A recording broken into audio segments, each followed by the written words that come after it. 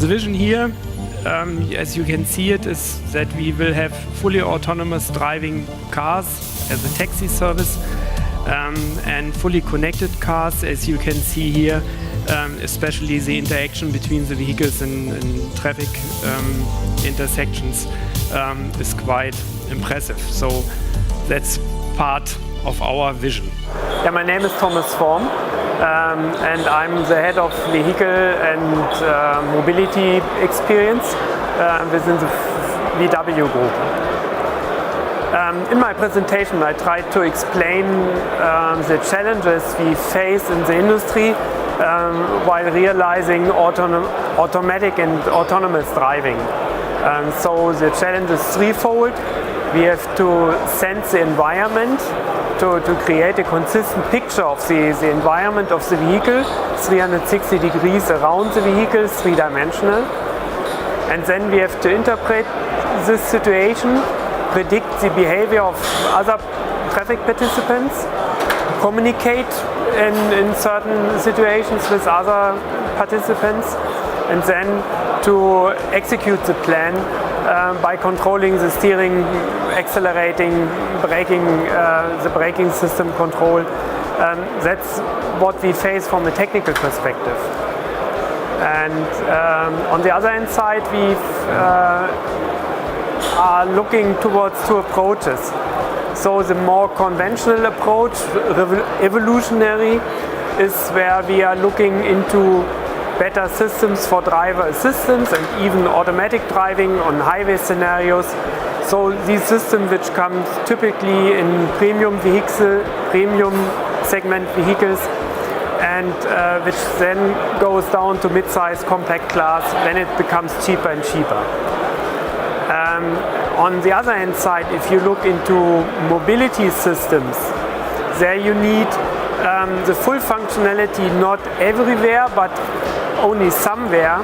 If you drive like something like a shuttle bus from A to B via C, then you need the full functionality only on this route towards your target.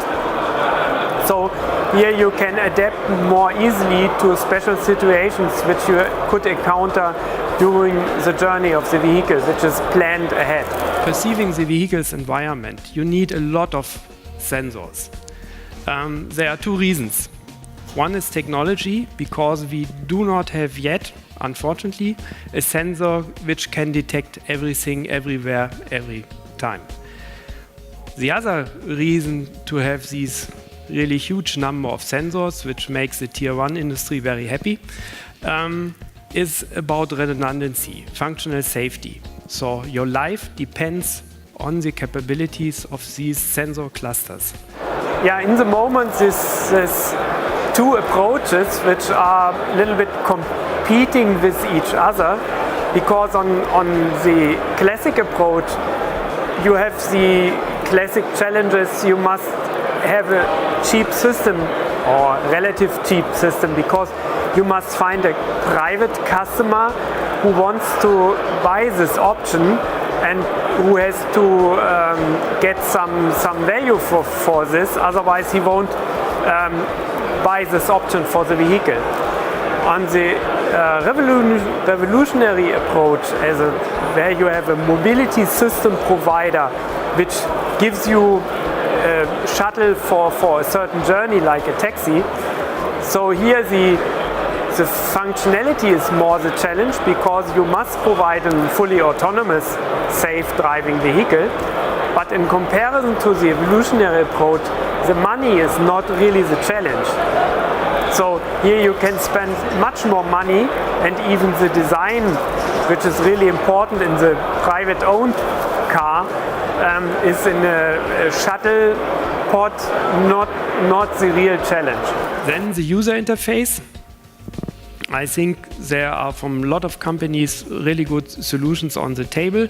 If you have a fully autonomous driving car, the user interface is not really the challenge, because the car is responsible for driving. But in all these intermediate stages, it's really important to know who has control of the vehicle. Yeah? and the human driver fighting with the robot over the control is a nightmare, and the opposite too.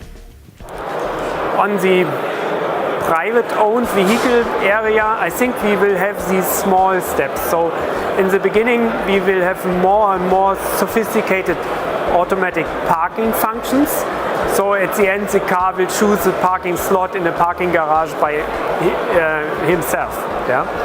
And on highways, we will have more or less automatic driving cars in certain areas on certain routes.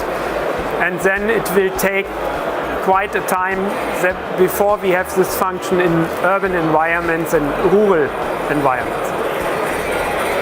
But in the mobility system approach, I think we will face in a couple of years, we will see these kind of vehicle in certain areas at certain times, which will drive these predetermined routes, and so it will look a little bit strange to have these vehicles on the road. I think so, yeah. You might come to the conclusion to get rid of the driver would solve all our traffic problems. So no accidents, no fatalities, everything is fine.